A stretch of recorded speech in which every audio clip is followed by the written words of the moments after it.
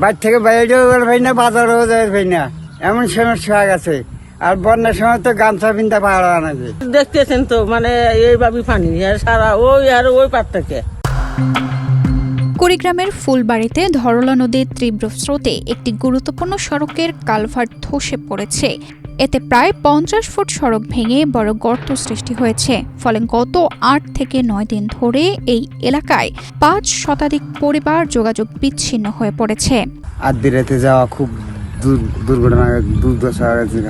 আমি ঢাকা টিকিট কাটছি, সকালবেলা এসে দেখে এই কাল ব্রিজটা ভেঙে গেছে, যাওয়ার মতো আর উপায় নাই। ফেরত গেলাম বাসায়। 300-400 ছাত্র আছে, মাদ্রাসা স্কুল, তারা বন্ধ করে গেছে।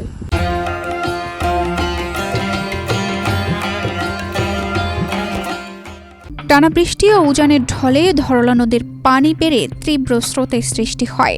নদীর পানি লোকালয়ে ঢুকে প্রবল স্রোতের চাপে উপজেলার নাওডাঙ্গা ইউনিয়নের চর গোরখমণ্ডল এলাকায় ওই কালভার্টটি ধসে যায়। একই সঙ্গে কালভার্টের দুই পাশের প্রায় 50 ফুট সড়কও ভেঙে গিয়ে গর্তের সৃষ্টি হয়। উপজেলার আনন্দবাজার থেকে চর গোরখমণ্ডল এলাকায় যাতায়াতের অন্যতম প্রধান সড়ক এটি। সড়ক ভেঙে যাওয়া স্থানীয় বাসিন্দাদের মধ্যে বাধ্য হয়ে বিকল্প পথ ব্যবহার করতে হচ্ছে। এতে সময়ের পাশাপাশি যাতায়াতে ব্যয়ও হচ্ছে। এইবার বন্যা এসে ভাঙিয়ে নিখোঁজ হয়ে গেছে, আমাদের পাড়াপাড়ি অসুবিধা হয়ে গেছে, আমার ছেলে মেয়েগুলো স্কুল মাদ্রাসা বন্ধ হয়ে গেছে। স্থানীয় বাসিন্দারা বলেন, দীর্ঘদিন ধরে এলাকাবাসী চর গোরখমণ্ডল এলাকায় ধরলা নদীর তীরে একটি স্থায়ী বাঁধ নির্মাণের দাবি জানিয়ে আসছে, কিন্তু কার্যকর কোনো উদ্যোগ নেওয়া হয়নি। রাত বিরত এইভাবে আমরা এরকম সাইকেল ঘাড়ে করে নিয়ে আমরা এইভাবে পার হয়ে যাই, তাছাড়া তো আর বুদ্ধি নেই। মেম্বার চেয়ারম্যান দেখলো না, উঠেও কোনো মানুষ এসে দেখেনি। ভাঙা কালভার্ট আর বিচ্ছিন্ন সড়কের কারণে প্রতিদিন বাড়ছে মানুষের দুর্ভোগ। তাই দ্রুত স্থায়ী সমাধানের কার্যকর উদ্যোগের অপেক্ষায় এলাকাবাসী। এখন এই ব্রিজ, এখানে আমাদের বড় একটা 30-40 ফিট লম্বা একটা ব্রিজের প্রয়োজন। উপজেলা প্রকল্প বাস্তবায়ন কর্মকর্তা মোহাম্মদ সিরাজউদ্দিন বলেন, ধরলা স্রোতে চর গোরখমণ্ডল এলাকায় একটি কালভার্ট ধসে পড়ে প্রায় 50 ফিট সড়ক যোগাযোগ বিচ্ছিন্ন হয়েছে।